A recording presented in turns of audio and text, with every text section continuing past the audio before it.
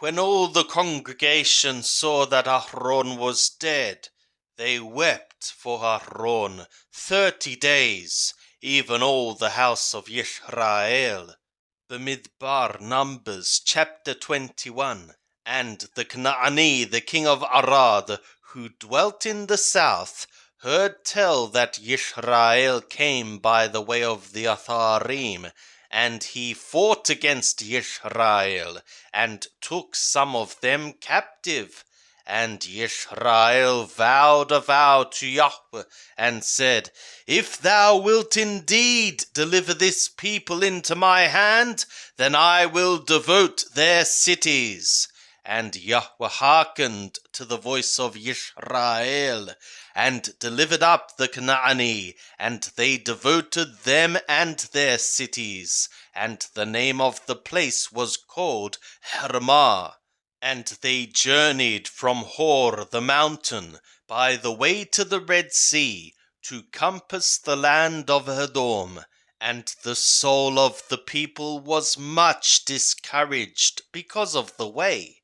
And the people spoke against God and against Moshe. For what reason have ye brought us up out of Mithraim to die in the wilderness? For there is no bread, and there is no water, and our soul loatheth this light bread.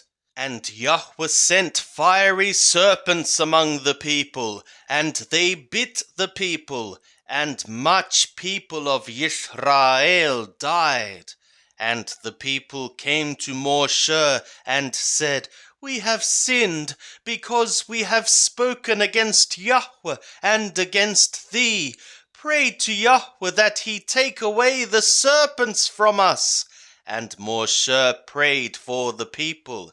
And Yahweh said to Moshe, Make thee a fiery serpent, and set it upon a standard, and it shall become that every one that is bitten, when he seeth it, shall live. And Moshe made a serpent of copper, and set it upon the standard. And it was that if a serpent had bitten any man, when he looked to the serpent of copper, he lived. And the children of Israel journeyed, and encamped in Rehoboth. And they journeyed from Rehoboth, and encamped at Eye HaAbarim, in the wilderness which is before Moab, toward the sunrising. From thence they journeyed, and encamped in the valley of Zared. From thence they journeyed, and encamped on the other side of the Arnon, which is in the wilderness, that cometh out of the border of the Amorri, for the Arnon is the border of Moab, between Moab and the Amorri. For what reason it is said in the book of the wars of Yahweh, Waheb in Supah, and the valleys of the Arnon, and the slope of the valleys that inclineth toward the dwelling of Ar, and leaneth upon the border of Moab. And from thence they journeyed to Beer, that is the well whereof Yahweh said to Moshe, Gather the people together, and I will give them water.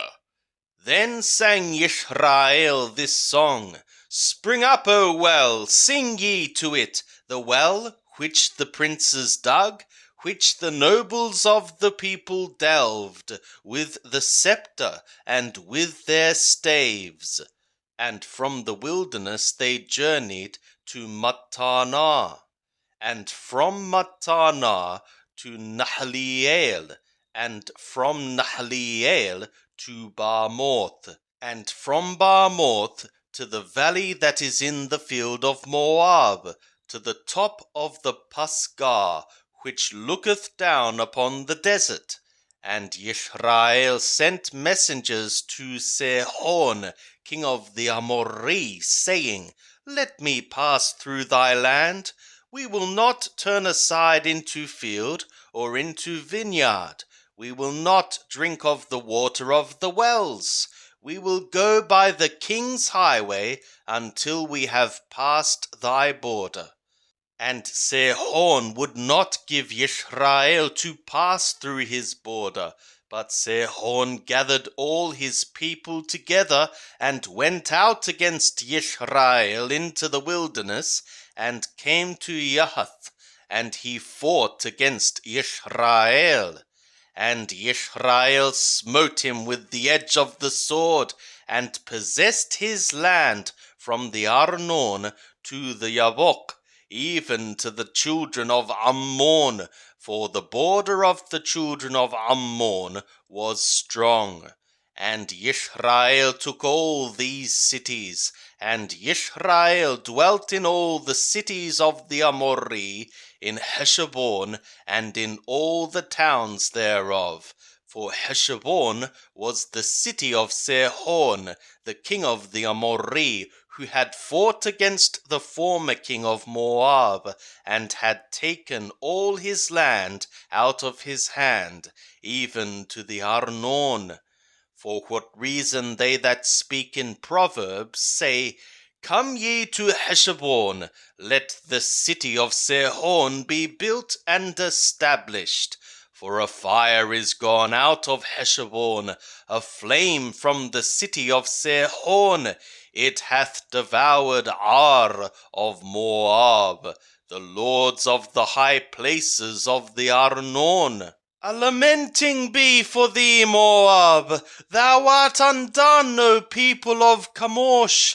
He hath given his sons as refugees, and his daughters into captivity, to Amorri's king Sihon.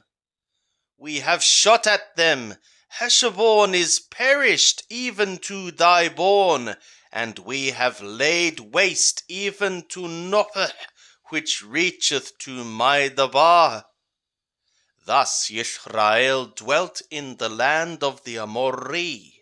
And Moshe sent to spy out Yazer, and they took the towns thereof, and drove out the Amorri that were there. And they turned and went up by the way of the Bashan, and Og, the king of the Bashan, went out against them, he and all his people, to battle at Edrei. And Yahweh said to Moshe, Fear him not, for I have delivered him into thy hand, and all his people and his land, and thou shalt do to him as thou didst to Sihon, king of the Amorri, who dwelt at Heshbon.